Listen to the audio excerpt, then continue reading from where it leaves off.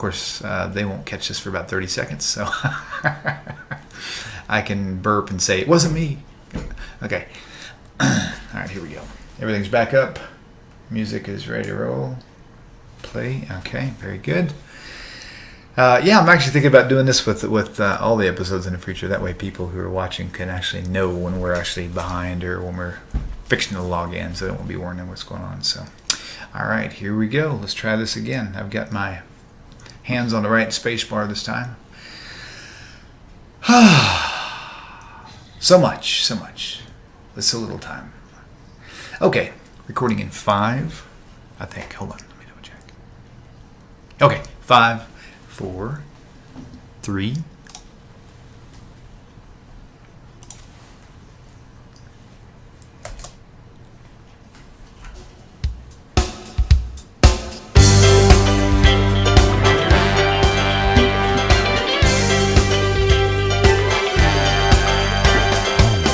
Welcome to Tanakh Talk. I'm your host, William Hall, broadcasting live out of Kingsland, Texas, USA, with take 2 of TNT, Twisted New Testament. With Rabbi, you know I can still see you, right? Okay, you're a good dancer. We ought to put you on like a whole new website. Okay. Oh, this is good. Oh, man, that's okay. That's a good thing about technology. You can just redo things pretty quickly and pretty easily, so that's kind of cool. All right, so, hey, now you've got a taste of what it's like in the studio before we hit the play button. Wow. Yes, complete chaos. Hey, you know what? Almost complete. Not quite. That's okay, though. But, yeah, definitely chaotic for sure. You know what? I hope I didn't do this too late. Sources, let me try this and see if I can still do this. Source settings.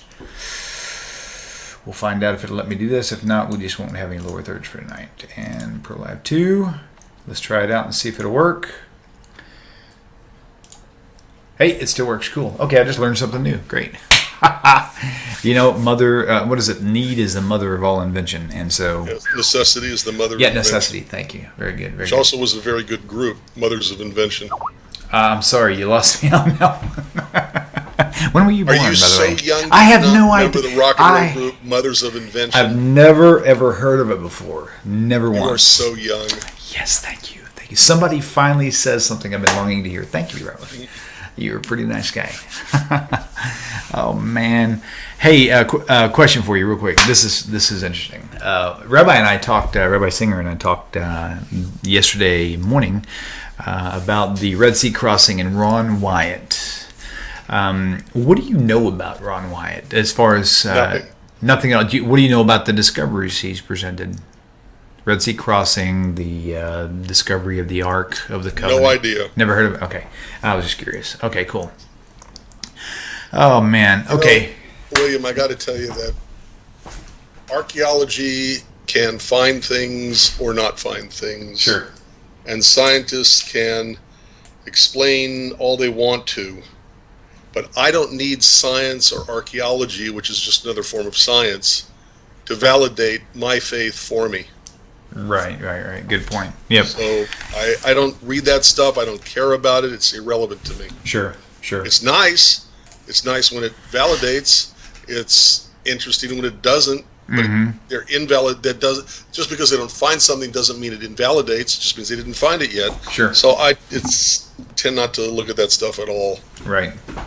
Yeah, and that's true too. I mean, it gets to a point too, even for those of us who have left Christianity and the New Testament teachings, it gets to that point to where, I mean, it doesn't really even matter at this point. I mean, exactly. If Jesus appeared to me right now, and I've said this on a Facebook post before, and I wasn't being sarcastic, I was being legitimately totally surreal. If Jesus walked through that door right now, showed me the piercings in his hands, I would just say, thank you for, whatever, but it wouldn't Tens of thousands of people were crucified, and it wouldn't mean a thing. Right, so and, true.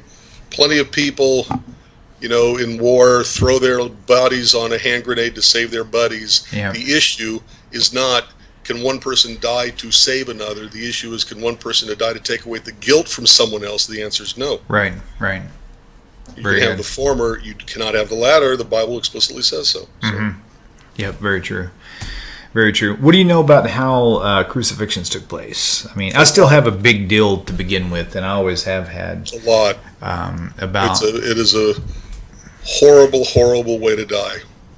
People have argued the idea that argued my argument and saying that if crucifixion was typically a 3-day process and they would break the bones to speed up the dying process so that they would make sure that they didn't go too long without dying, but Jesus happened to die within 6 hours, or well, I say within because it was between 3 and 6 hours according to different accounts, right? Right. And so by the way, you know what the different accounts shows? It shows that there were different Holy Spirits because each writer came up with a different answer. Yeah, that's true, because so they say there had that to have been different Holy Spirits. You know what? That's inspire them. That is a good point, because most disagree. Most Christians that I know will do believe that every single word in the New Testament is divinely written specifically by God's instruction. And if that's true, then they're dealing with a schizophrenic God. Different Holy Ghosts. Bipolar. Right. Different ghosts for different strokes, and so on. I'm just kidding. So if Jesus did die in 6 hours, my argument would be chances are he didn't die, which is why they thought he was resurrected. He just never died to begin with. He was. Are you familiar with a horrible, horrible, horrible book called The Passover Plot? The Passover Plot? No. Good. Don't read it. Really? No, it's just really not well done, and it's just some of the things it's just really dumb. Okay, but anyway, the point is that it's one author's what's the word? Answers to the questions of how did Jesus die and come back to life, which assumes that you take those stories literally. Right. But if you were to take them literally, and he says, the guy was a carpenter. He's very physically fit. He's moving big mountains of wood. Mm-hmm. Okay, he's a carpenter. He's Arnold Schwarzenegger body. So why would he last short a time? He was definitely healthy. The thieves. Okay. Which goes to the further argument that they have against my claim. How could he possibly have died in 6 hours? I said, well, this guy was beaten and scourged, to the point of death before he was ever hung. However, I still argue with that because most of the people that they crucified went through the same exact thing. Exactly. So, but the Passover Plot will say when they gave him vinegar and myrrh or I can't remember the other ones, but there are 4 different descriptions of what liquid he's given. Right. Again, indicating different Holy Spirits doing the inspiration. But the point is, the book Passover Plot says this was actually a drug to make him look like he was dead. Right. So when he gets off the cross, he's actually still alive, and that explains why he can be seen later as if he's alive. Right. Interesting. Yeah. Oi. Wow. Right.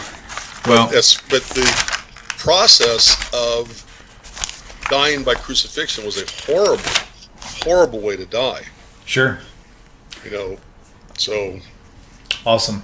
Well, ladies and gentlemen, if you haven't been there yet, you should go there. whatjewsbelieve.org.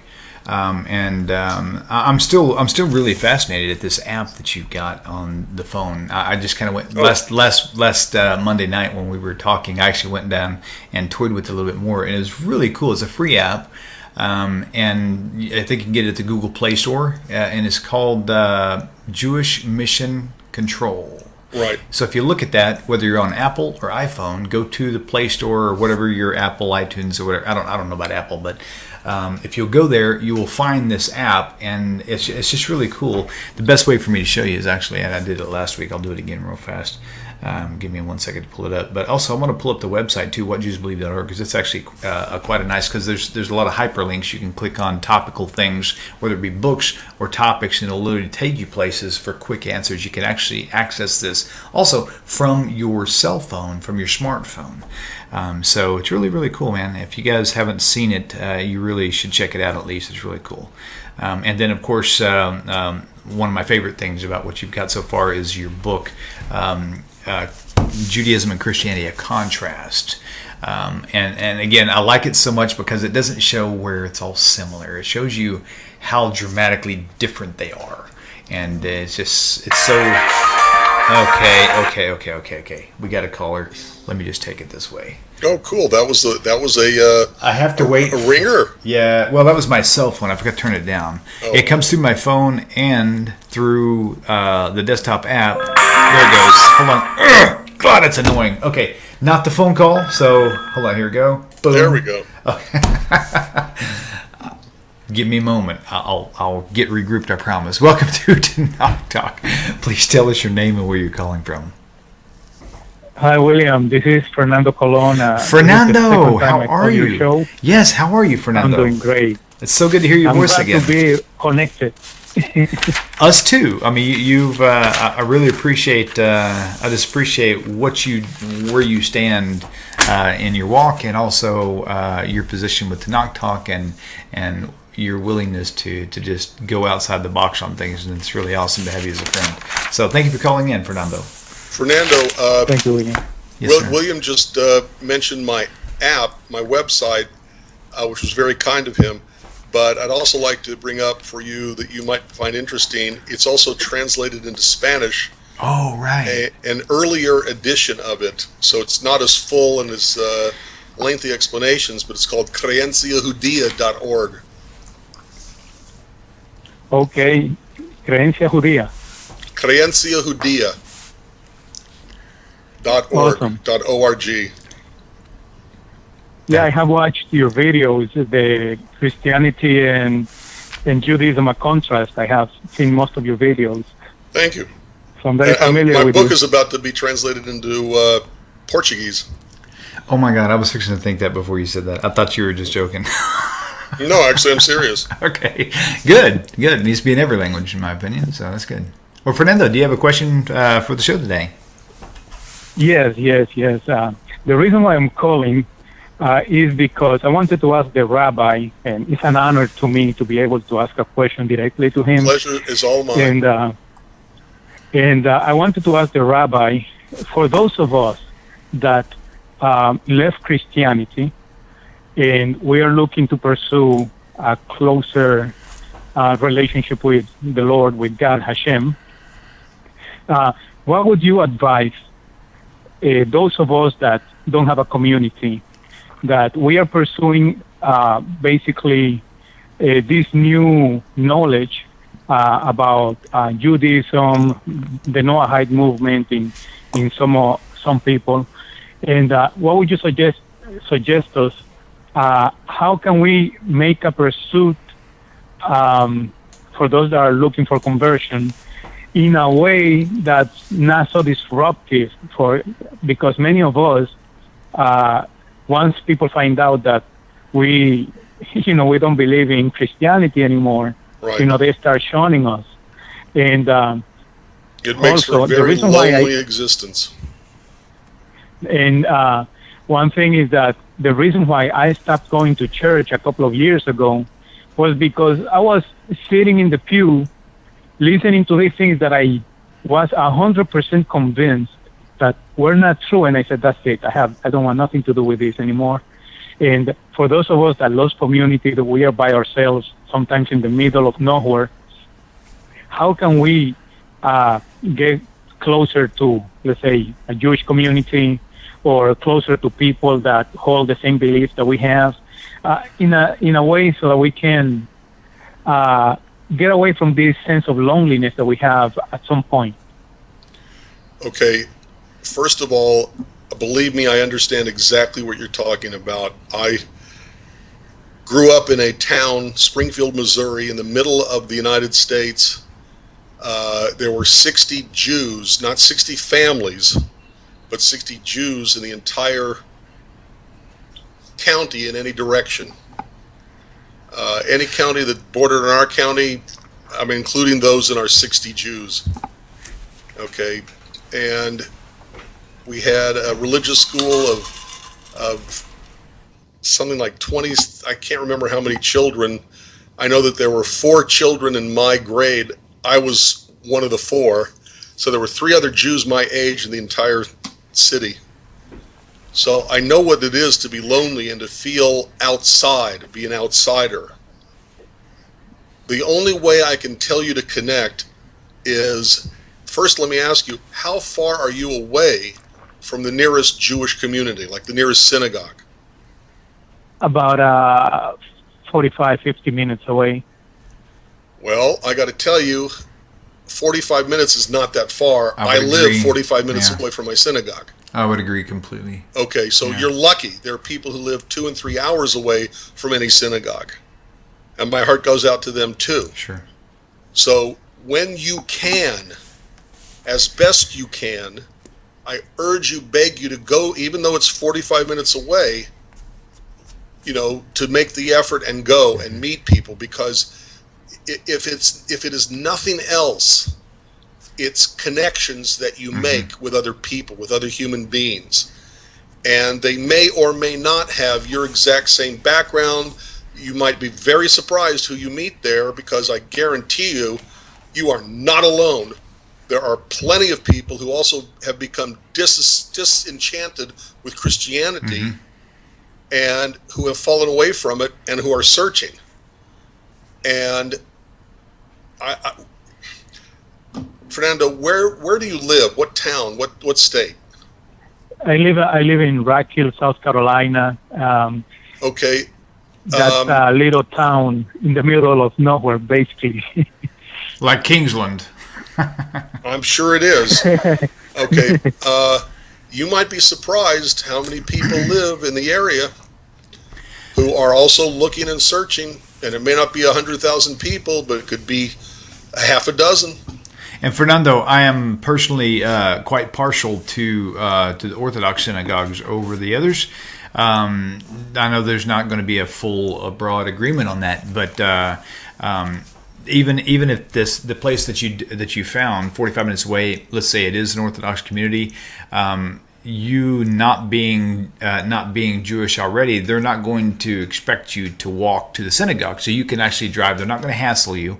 And so you can go there, guilt-free, and literally 45 minutes. And going back to the distance issue that you had mentioned, and also that Rabbi has spoken on, I actually commute back and forth to work, and so I wished my jobs were only 45 minutes away. Most of the time I'm driving an hour and a half one direction just to get to a job site. So realistically, for Rabbi and for me, and I get that's different for you in your scenario, but that's really a pretty okay trek to get from where you're at to a place of worship.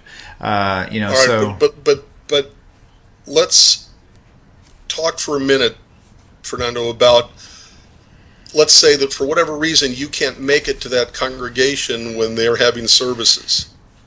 Okay, if they have a rabbi, pick up the phone and call him. Okay, make an appointment with him and sit down and talk with him. If you are lucky enough to be in an area that has more than one congregation, shul shop. And by that I mean, go visit them. Go meet the people who live there. Go talk to the people who go to synagogue there, if you meet them, and talk to the rabbi, and the place that you feel most comfortable, go. And okay, but let's wait. Give me another minute or two, okay? Sure. William, let's pretend that the timing isn't right, that your job or whatever keeps you away from it. There are plenty of people online that you can contact. There are plenty of congregations, including the one you may be 45 minutes away from, that what's the word? That do what we're doing now, but with their religious services. Okay, they're automatically set up. They start on their own. They stop on their own. Nobody has to flip a button, but they're broadcast. Okay, so at least you can get the feel of what a service is like. Okay, online, you can find a whole Siddur prayer book, okay, that's transliterated. Okay, so you might be able to follow along or get comfortable with the prayers that make up a Jewish service. I just had this congregation yesterday with someone by phone because he called me, and I was talking to him about exactly the same thing. And I understand how very lonely it can be out there, but it doesn't have to be. Fernando, are you familiar with something called meetup.com? No, no. All right, it's meet, MEETUP, meetup, and it's a way to, like you would put on there on the website, meetup.com, I guess it's .com, have you fallen away from Christianity? Would you like to meet others who are, just interested in sharing our stories together? Be at the Starbucks on the corner of whatever at whatever at 7:00, and you might be surprised who shows up. Yeah, that's a really cool idea. That's really cool. I'm telling you, I'm trying to find. I emailed myself this.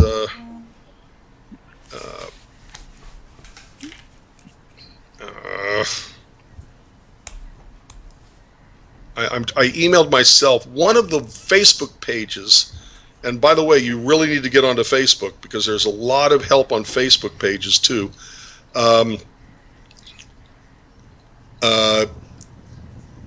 There are meetup places. Let's see. I'm sorry, not meetup. Sorry. Okay. One of the Facebook pages is that didn't help. No. Okay. One of the Facebook pages has a map. That's not it. Of where their membership on that Facebook page are located all over the all over the country. Okay. And give me a second. Let me do this. It's an absolutely amazing. Why didn't that work?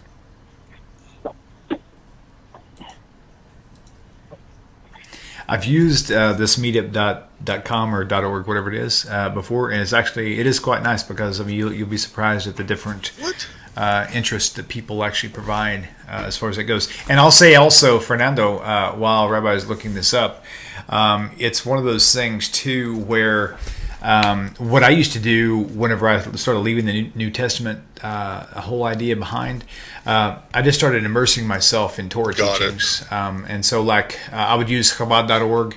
I would use, what's really cool about Chabad.org is they've got, if you look into the resources, you'll see where they have the Torah teachings. They have video classes and audio classes. If you go to audio classes there, granted, hang on one second, Rabbi. And you can actually go to many different places, but if you specifically look for audio classes, you'll find this plethora of all these different rabbis: Rabbi Mendel Kaplan, Yehoshua Gordon, Elimelech Silberg. You name it. There's tons of these guys, and you can literally, under one Torah parsha, you can literally find 20 to 25 different lectures on one single Torah portion. And man, I would go there every single week. Literally I would wait for the new, as soon as Shabbat was over, Sunday morning, first thing I'd do is I'd start downloading just about every podcast. I think they have 20 max is the most you can download in one day.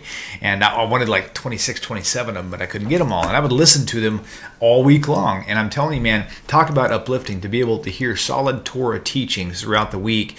And for me, that was good to do that during the week so that on Shabbat, me and my wife could actually sit down and just read together, and I felt like we had a community, even though we weren't actually in a community at the time.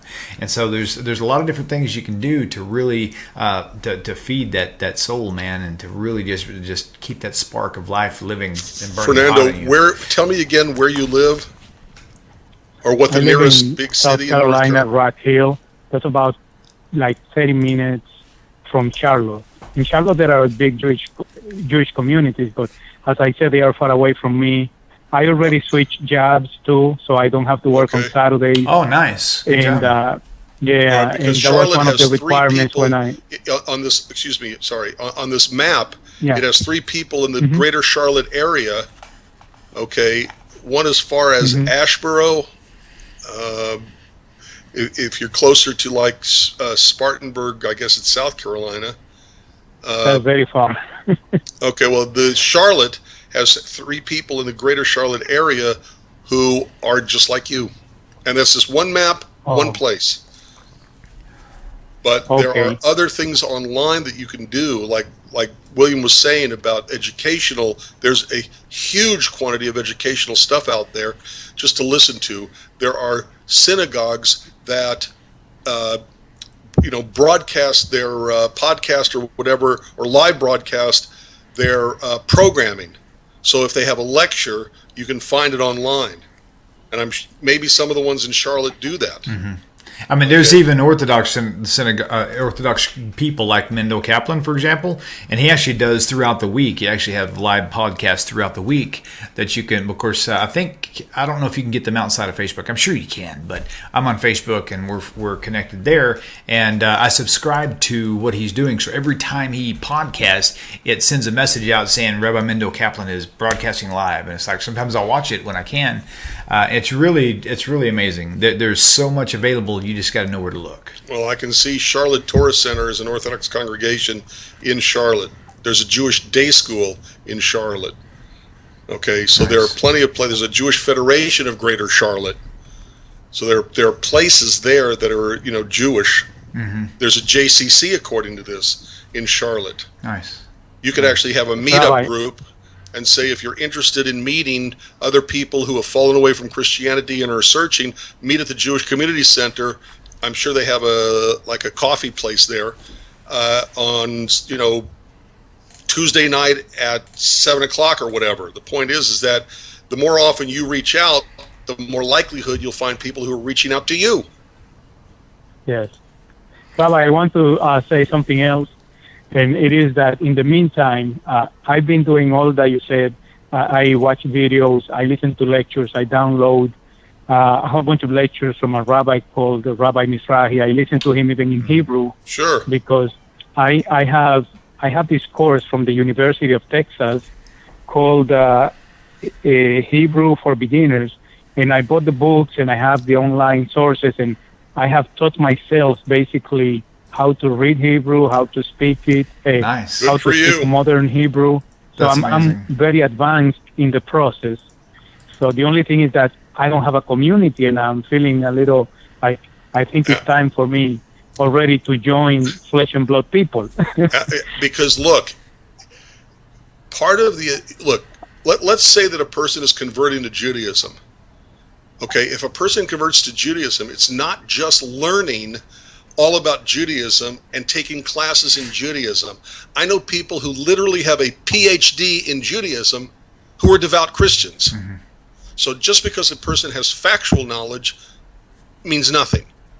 Okay, when a person converts to Judaism, it's not just that the person is adopting the faith, it's also the person is adopting the people, and depending on their personality, the people adopt them too.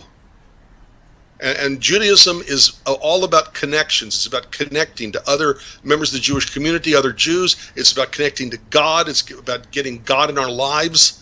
Okay, and that's best done. And there are certain things that a Jew is not supposed to do unless they've got a minyan. Mm-hmm. So the basis of Judaism is connections through community. So, yes, as often as you can, as much as you can, I'd take the 45-minute trip and go into Charlotte. Totally, I really would. Meet the people. Go to the JCC. Go find out what they've got in terms of in-person Jewish education, and maybe you'll strike up a conversation with somebody there. You never know. God works in strange ways, and he might be trying to put you together with other people who are looking for you too. I'm telling you, you're not alone in this. Yep. Agreed. Fernando, it's good to hear your voice again, my friend. Thank you for calling in, and definitely, man, I would take a drive. I think it'd be worth it. Worst case scenario, you can, like you said, shul shop. I've never heard it before. Thank you for taking my call, guys. Hey, our pleasure. Thank you, my friend. Shalom. Oh, that's cool. Yeah, man, I tell you what, I feel for him, because that's a very, very, very, very common situation today. If you take a look at my not very lengthy CV, you will see that my first pulpit at a seminary was Greenville, Mississippi. 5 of the best years of my life. Okay. And when I'm talking about Jews who would be it would be the only Jew at the high school level, which gets all high school age children from 5 counties. And they're the only Jewish family in the entire area. We're talking about, I know what he's talking about in terms of the loneliness. You know, there's a phenomenal book about the Southern Jewish experience called The Lonely Days Were Sunday. Because on Sunday, everybody else went to church. You didn't. Right. The Jews didn't. And the book is called The Loneliest Days Were Sunday. And it's, or words to that effect. And it's about growing up in a very isolated area as a Jew. Interesting. You know, not all of it was fun and games. Well, I'll tell you what, for Fernando and for others, his most lonely time probably has already ended. And I say that to encourage you, because trust me, I mean, anybody who has left Christianity knows that the moment you let everybody know, that's when life seems to just, oxygen seems to be cut off completely. Once you get past that, you realize that you're not under a curse like they said you were going to be. God didn't smite you like you thought you were going to, and life actually started maybe getting a little bit better. So realistically, it may be tough right now, but be encouraged. But the thing is, you've got to put your best foot forward. If you're feeling that hunger, you got to walk to the refrigerator. Don't expect the food to come jumping out at you. You got to go. Also true. You got to put your foot forward for sure. Spend the effort. It'll be worth it. And like I said to Fernando, you have no idea how many people are out there waiting to shake his hand. Yeah. Oh, for looking sure. for him. Yeah. Especially Fernando, because he's more ready to talk. A lot of people are kind of like bottled up. They're kind of quiet. But I think Fernando he's ready to express where he's at. I think. William, one of the things that I wanted from my congregation was to do things in places that weren't at my congregation, because there's this weird idea out there that a synagogue, is a mysterious place. They do weird things there. The synagogue of Satan. The synagogue, well, that's a direct reference to the Messianic Jews, but at any rate, the point is that I have some programming that is not at the synagogue, which we advertise to the general community to make them feel comfortable, give them a comfortable space, because maybe they got questions about Judaism, they want to know more about what we believe, maybe they become disaffected with Christianity, and so by having it at a coffee shop, Rabbi is in, like Lucy Van Pelt in the Peanuts cartoons as a psychologist, but the Rabbi is in or something, they know that on the second Thursday of the month, the Rabbi of Congregation Shar Shalom is going to be at, a place, and they can show up, and sure. More and more people out there, I think, want to come into a synagogue. They want to meet the Jews. They want to meet the rabbi. They want to learn about Judaism, but they're afraid to because of what they're told about. Ooh, the synagogue. Right. Right. Yeah, very true. Okay, so let's go back real fast and let's revisit that whole cross thing. There was a question we didn't actually get to today, but with Rabbi Singer, somebody was asking him about the crucifixion process of the Romans. I can tell you the process. It was very costly because they had to come up with wood. There has been times where they ran out and they had to have wood brought in. Well, there's a people think of the cross that Jesus was crucified on as 4 times his height and 6 times his length. Yeah. When he stretches out his, it's just nonsense. Right. And wood was not that common back then, and the crosses were not that high off the ground and not that tall and not that wide.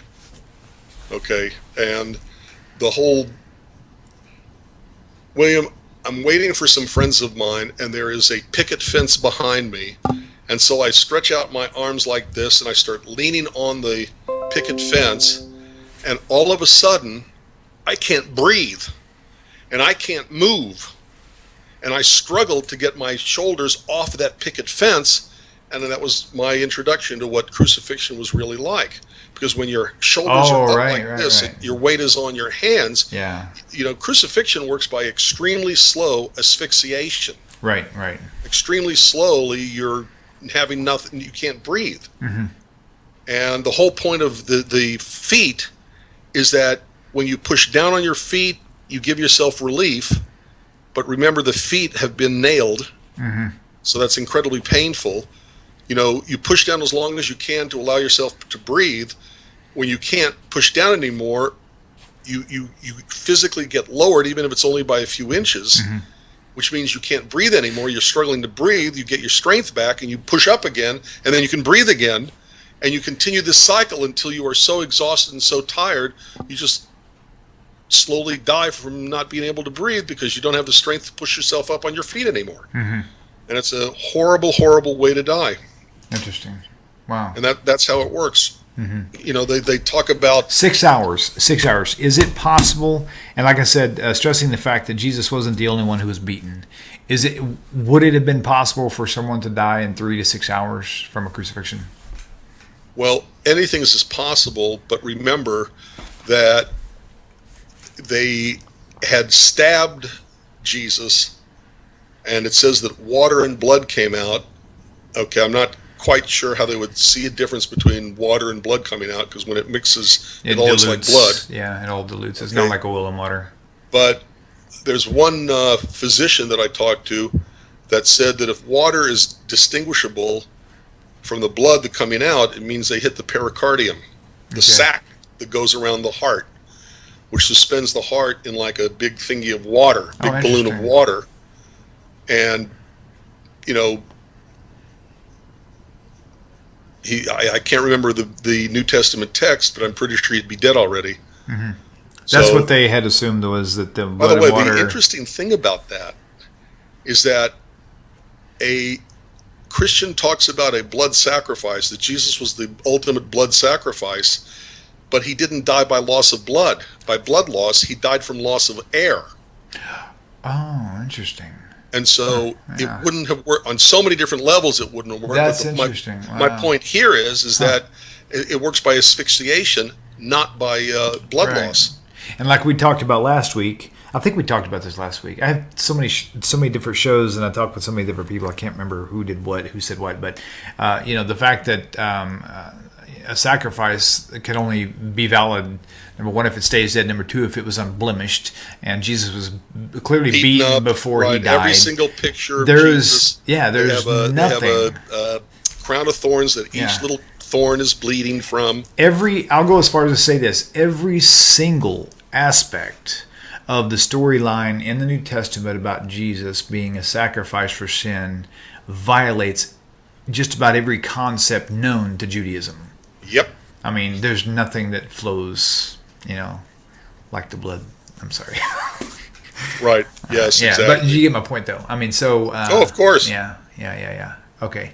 All right. So, why do you think that Peter? Just on a different topic altogether. Why do you think Peter and Paul had such a controversy together? Why do you think they had an issue with each other? Because, first, what's the controversy? You had Peter and James on one side, right, and you had Paul on the other. Paul was from Tarsus. Okay. Paul, if he was a Jew, he was. Whoa! Pause. You can't say that without explaining. If Paul was a Jew, go there. Then we'll come back and finish. When you read the epistles, he makes so many mistakes about Judaism, about Jewish history, that it sounds to me like he may not have even been Jewish. Oh, wow. That's one opinion from, probably a minority opinion of some scholars. Okay. But he clearly knows more about the pagan, dying, saving man gods that he does about Judaism. Wow. The interesting thing is the coins that were minted by The idea that Paul does seem to be more appealing to the whole pagan demigod thing than he does in his accuracy about Judaism, and even goes as far as to suggest that don't worry about genealogies and things like this, which is also absolutely ridiculous. A ridiculous thing to say to a Jew. Oh my gosh. Okay, where's your video camera at, sir? What do you mean? I don't see, I see a handsome picture of you, but I don't see your moving face. Wait, I don't understand. You should have a video camera icon. Click it at the bottom. I didn't touch anything. I don't know why it went off. Oh, well, once we lost signal, it defaults back to the lowest setting. I didn't know it lost signal. You know what it is? Uh-uh. It's the anti-Semites. They're in the electronics. Oh, man. Okay, so continue on. That's really cool. I just hadn't heard that before. That's really Paul was interesting. from Tarsus. He knew more about Hellenism than he did about Judaism, okay, which gives rise to the question of whether he was really a Jew. Let's say he was a Jew. You know, in the modern age, don't understand it, but there are plenty of Jews who are assimilated and who know more about Christianity than they know about their own Judaism. One of my favorite things, which I probably learned from Toby, I'm not sure, at any rate, I think I may have learned from Tovia, is ask the group, when you're speaking to them, who was the mother of Jesus? Everybody will say Mary. Ask immediately after that, ask who was the mother of Moses, and they'll go, and it's Yocheved. Right. But they don't know that because they're more exposed to Christian theology and belief than they are to their own Judaism. You know, every Christmas season or Easter, you're going to get inundated with Christian history and belief system. So, at any rate, the point is that Paul was very assimilated. He knew more about pagan idolatry than he did about Judaism. Okay, whereas Peter and James were trying to toe the line about the mitzvot, about the commandments. Okay. So the argument between Peter and James on one hand... No, between Peter and Paul, you mean? No, Peter and James on one hand and Paul on the other. Oh, okay. Got it. In other words, both Peter and James, if you read the New Testament, they're promoting how people should convert to Judaism first, and how anybody who becomes a Christian should still be keeping the commandments of Judaism. Because at their point in time, they saw Christianity, or the early years church, as an outgrowth of Judaism. And that indicates to me, at least, that at that point in time, they still saw Jesus as the Jewish idea of the Messiah, as opposed to the Christian, Hellenist, Greco-Roman, dying, saving man God. And James more than Peter. Peter did tend to... Peter's also talking about keeping the commandments. Sure. You know, in the book of Acts 15, 16, 17, somewhere around there, you have basically what amounts to a trial of Jesus. Of Paul. Of Paul. I always mix up names. Acts 15, right. I always mix up names. Right, Herman? No, just kidding. William, I always mix up names. So the point is that it's a trial of Paul, who gets called back to Jerusalem, and basically he loses the battle but wins the war. Because at that point in time, and I think what he says to them indicates another indication of his deceptive nature, okay, is that he talks about, follow the law, and then doesn't do it. Then he justifies some way around it, I guess. Yeah. Right. Multiple statements that Paul makes in the New Testament, that he glorifies his deceptive practices. You know, I ensnared you by guile. Isn't that wonderful? Anyway, the point is that so you've got Peter and James on one hand that says, yes, we need to keep the commandments of God. Yes, we need to do the 613 commandments. Yes, we need to keep kosher. Yes, we need to have a brit milah, circumcision. You know, all of these things. Paul, on the other hand, has a very bad view of Jewish law. And by the way, the minister on my radio show, no, Paul had a great view of Jewish law, but people misinterpret his text because they hated the Jews. So they see Paul as being against the law, but the way they are really what they're really talking about is against Catholic law, because this was the Protestants who were using Paul's statements against Catholicism. No, not true. The earliest church writers, Christian writers, mind you, okay, of, like I just said about names, Origen and Justin Martyr.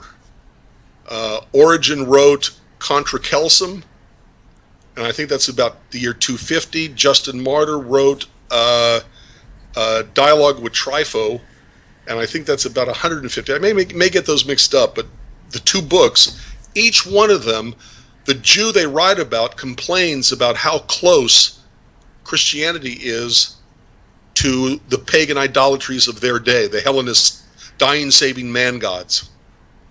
So the idea that this was something new and was used to be anti-Catholic, and that's how it came about, is just simply wrong. Okay, who do you say started Christianity? Was it Mary? Was it Paul? Was it Matthew, Mark, Luke, and John? The church thinks. Here's the way I look at it. Speculate. Do it. Total speculation. Good. Here's the way I look at it.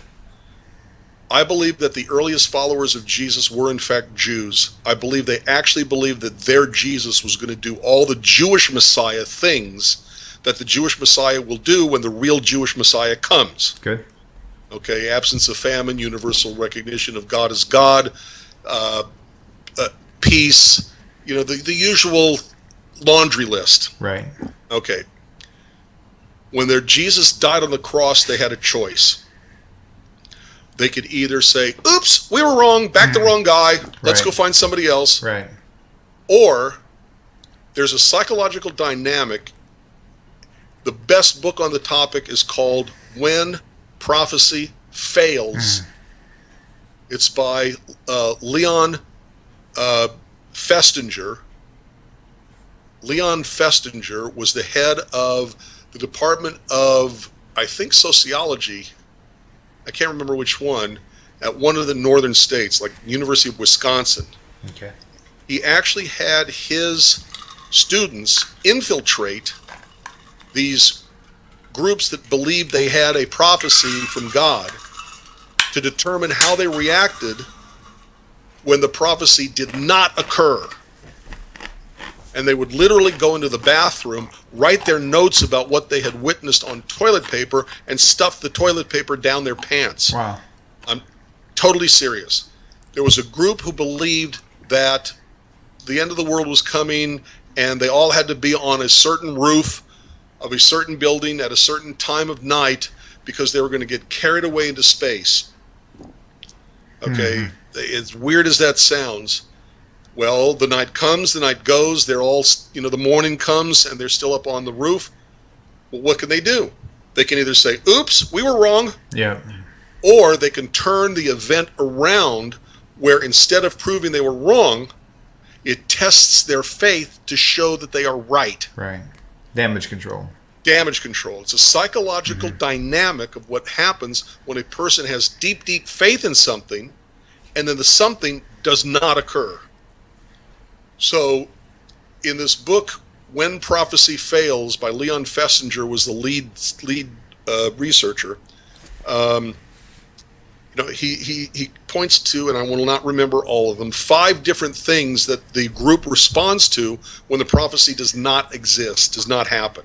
First and foremost, the event that was not supposed to happen had to happen. Let's apply that directly to Christianity.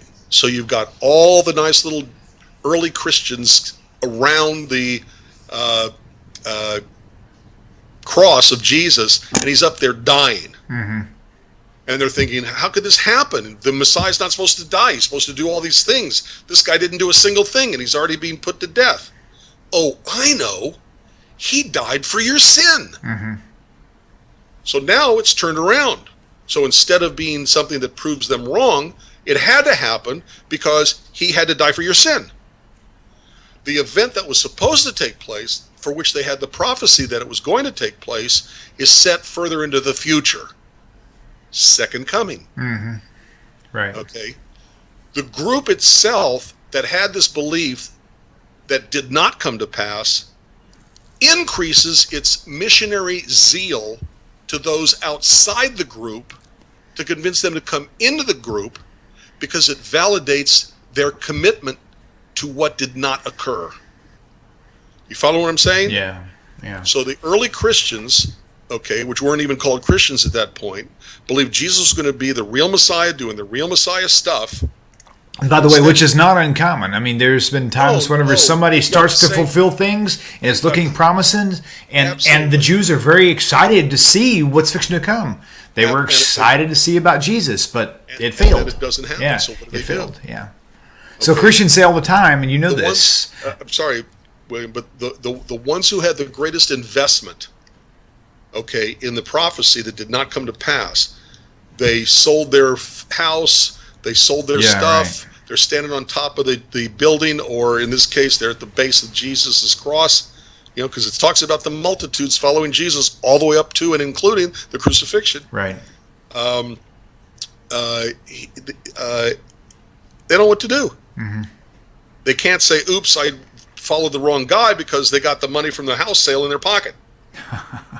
Okay, so what do? That's tough. They turn things around. Yeah. They start openly missionizing people outside the group. In other words, the pagan community, the heathen community, the non-Jewish, the Gentile community. They open up their conversions. They're missionizing to the people who weren't Jewish, but the people who are not Jewish, because it validates their concept. Instead of Jesus dying on the cross, he had to die on the cross for your sins. And that to me is the earliest break between Jews and Christians, is when the Jews would complain and say, wait a minute, this guy you're talking about, okay, dying and saving man God, you got over here in Perseus. Mm-hmm. Okay, you've got over here with Dionysus, the Savior God. You've got over here, what's the name of the Phrygian, which is, I think, northeast of Israel, Attis, Attis, Attis. You've got Horus in Egypt. You've got all these similar things. Pick from column A, column B. Take a little from Horus, take a little from Mithra, take a little from and you form together this newfound faith. Who did that? Okay, your original question. Who did that? Some people say, well, Paul is the one who did this. Well, Paul may have written it down, but I think it's a very specific psychological dynamic of what happens to the average person who has such a great commitment on something happening when it doesn't happen. Mm-hmm. And in the book, When Prophecy Fails, they show this in example after example. The Jacob Frankists of the Middle Ages, I don't remember the time, they use it, many people will say that in the section, the subgroup of the Lubavitch Hasidim, who said it about Menachem Schneerson, may rest in peace, that kind of follows the same pattern, that he was the Messiah. Why did they say this? Because they couldn't get past the commitment they had. Mm-hmm. Okay, another speculation question. Sorry. There's a video out that's very interesting, very compelling. I think I might have mentioned it in like our first or second episode, called Caesar's Messiah. I watched the whole thing, and some of it I'm thinking, yeah, whatever, but some of it is like pretty interesting. I mean, they got some very practical reasons why some of this stuff could be true. It can be interesting and pique our interest and sound reasonable, rational, and still be wrong. Yeah. Oh, yeah. Of course. Okay. I think that this is such an obvious psychological dynamic. Like I said from the Leon Festinger book, When Prophecy Fails, that I don't think you had to have a Rome, design a Christianity, for their nefarious purposes. I think it was the natural. Did you see the whole video? No, because William, the longer the video, the less likely I am to watch all of it. I know, right? That's why I like our new Hebrew series. Only 15-minute segments, so 30 minutes tops. I like your 5-minute segments. you're doing. I forgot who it is that you're doing it with. Not somebody. Nah. But you're doing 5-minute segments. I think that's brilliant. Well, we're doing the short Hebrew ones with Gabriel Sanders, and that's going to be 5 to 15 minutes. It's probably realistically going to end up being because I mean you can't cover a lot in 5 minutes, especially if you have two people talking. So, but people are more likely to watch. But 15-minute section for beginner level Hebrew and 15 Right. minutes for intermediate. So anyway, if you could want to divide it up appropriately, 15-minute segments, that's kind of cool. But basically, the point of Caesar's Messiah was if you a very interesting thing in the New Testament where Jesus says, whose face is on the coin. He says, Caesar. Well, give unto Caesar what is Caesar's, and give unto God what is God's. And one of the many things the video brought up was, what's the whole point of doing that other than the fact that there were already a lot of Christians in that time, and trying to get the Christians on board with supporting Rome is to have their number one man tell them authority from God says, whatever, give your money to Caesar, whatever, I don't know. So William, there's can I ask you a logic. question? Yes. I mean, no, you can't. All right, please let me. Okay, Yeah, go ahead. William, there's a belief out there that you've got the Pharisees, Essenes, Sadducees, Zealots, and never the twain shall meet, or never the quadruple shall meet, or whatever that is. Right, got it. In other words, they're all monolithic, they're all separate from each other, and it doesn't work that way. Interesting. Okay, Yeah. that's like saying that, every Democrat believes this, and this. It's not true. Yeah, it's true. You've got liberal Democrats. You've also got conservative Democrats. You've Right. got liberal Republicans. You've got conservative Republicans. Yeah. It's a gamut. It's not always as clear as people want to believe. True. I happen to believe, personally, that Jesus was clearly a Pharisee, but he also had zealot tendencies. And Essene tendencies, living off the land, living off minimalism, giving all your stuff to everyone else so they can survive. Which is counter-Judaism, and the Essenes were the lunatic fringe, but that's a whole nother lecture. It's a whole other issue. Lunatic fringe, I know you're out there. Sorry. Yeah. Okay, My so bad. Not I think Ranger. that Jesus was also a zealot. Yeah. Let's pretend he's not a zealot. Let's I pretend think he that was, because of the But turning let's say over he the wasn't. temples. And yeah. Okay, let's say he was merely religious, Okay. a religious man, a believer in Tanakh and the Bible, regardless of how Christianity paints him. All right? Meaning he would be pious by nature. Okay. How would he answer the question, what does God own? How would he answer cattle on 1,000 hills? I have no idea what that is. Well, that's actually me. Isn't that like in the New Testament somewhere? There's a cattle on 1,000. There's the Psalms. I don't know. What would Jesus answer to the question, what does God own? Everything. Everything. So now let's take a look at the quotation, render unto Caesar's what is Caesar's, and God's what is God's. Right. That's a zealot thing to say, Interesting. that Rome gets nothing. Interesting. Don't pay your taxes. Yeah. Okay, Rome doesn't own Interesting. that coin. God owns that coin. Yeah. Render unto Caesar what is Caesar's. Caesar's get nothing, because render unto God what is God's. Everything is God's. Yeah. True. That's a Interesting. zealot thing to do when he says, it's a very, what's the word? Not rebellious. It's a very, there's a word for it. Secretly undermining somebody, whatever the word is. Okay. John Blank. Sorry. I can't think of the word either. It'll come to me. But After when the show. when Jesus says, if someone, what's the whole quote? Turn the other cheek. If someone slaps you on the right cheek, turn to him the left. If someone sues you for, asks you for your jacket, give him your coat. Right. Okay. If your coat as someone well. wants you to go 1 mile, go 2 miles. Refuse no one. Yeah. Okay. Let's think about that for a minute. Right. Subversive. Thank Okay. you. I told you I'd think of the word. Subversive. He's a subversive. I've never heard the word, but go ahead. To subvert? Okay, fine. I'm sorry. I'm just, yeah. I'll be like your dad. I'm a redneck carpenter, man. Look it up, William. Okay. Yeah. If someone wants to strike you on the right cheek, turn to him the left, means his hitting you has no effect. Okay, do it again over here. I don't care. Can I insert something? Wait. Let me Okay. finish this one thing. Okay, just 2 seconds. Okay. if you're supposed to go 1 mile, hey, buddy, I want you to bring my truck 1 mile. Instead of you go 2 miles, it's not where you needed the truck. Okay? If somebody asks for your jacket and you give them your coat in the heat of the Mideast, you're not going to be comforted by. Well, to be fair, people are going to say you're nitpicking. If to be fair, because it's metaphorically is kind of how the argument is. So. That is a subversive act. Yeah, I see what you mean. Right. Okay, you're not really giving in. Yeah. You're not doing something that's generous. You are doing the opposite of what is generous. Right. Yeah, well, you asked me to do it 1 mile. I was a nice guy, did 2 miles. Well, the teaching of that is now. I got to interrupt you. The teaching of that is if somebody asks you for $100, you give them $200. That's helping them. So that's how that whole teaching is supposed to be applied. Now, I'll tell you something else about the turning of the cheek. That's how it's applied. That doesn't mean that's how it was meant. Yeah, I know. You're totally right about that. I totally agree.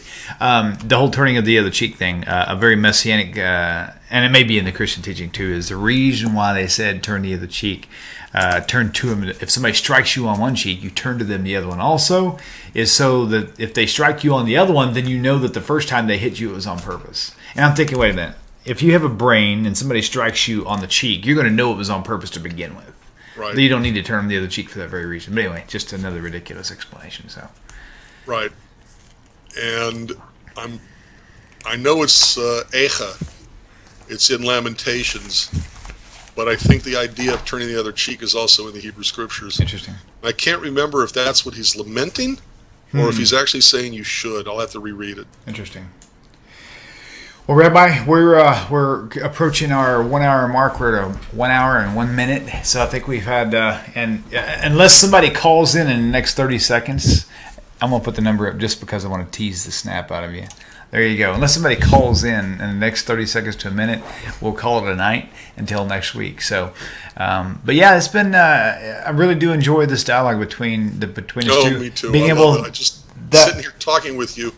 Back and forth, I think I've learned a lot, actually, to know the truth. I think I've been told that I have ADD, and if I do, then that means I need a lot of activity going on like this, not like this and then this, but I'm like, the more activity I can get in between, like ping pong, it just seems to keep me entertained better. So, yes. Yeah, so that's cool. Well, I'll tell you what, it really has been fun, and I do look forward to each week, and I'm looking forward, I can't wait to see you again next week. Can't wait to get you in the studio. How's your future driving potential coming along?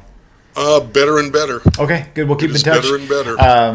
One of these weeks ahead, hopefully everybody will be seeing us sitting side by side inside the Knock Talk studio together. That would be very cool. I'd love to do that again. Yeah. We'll have to do that about once every couple months, just once you get drivable. So that'll be good. Yeah, thank you. Yes, sir. I'm in rehab still for my surgery and the back surgery, and I'm doing a lot better. Awesome. Well, ladies and gentlemen, we'll see you all next week. It's been it's been fun. Thank you for tuning in. Be sure to subscribe to the website. You can subscribe to the Facebook page as well. And follow Rabbi Federow. He's got his little radio show he does, so you can follow him there. Again, for all you Spanish viewers out there, creenciajudia.org. Thank you. All right. Ladies and gentlemen, it's been fun. Thank you, Rabbi. We'll talk to you soon. See you next week. Shalom, shalom. Thank you. My pleasure. Thank you. Shalom. Isn't that lovely? I love when that happens. We'll just let the music play out. Actually, I was supposed to play one of Joe's songs. Joe, sorry, not intentional. At least you'll have one that didn't have complaints. That sounds good. Oh, man, that's great. Okay, you know what? Hey, this is our show. I'm going to fix this right now. This did this last week, and I don't know why. There it goes right there. Bingo, baby. Love it when things like Hannibal on the A-Team. I love it when a plan comes together. See you next week, everybody. Shalom, shalom. נזכור בסוף כולנו שותפים חשוב תמיד להיות אנושי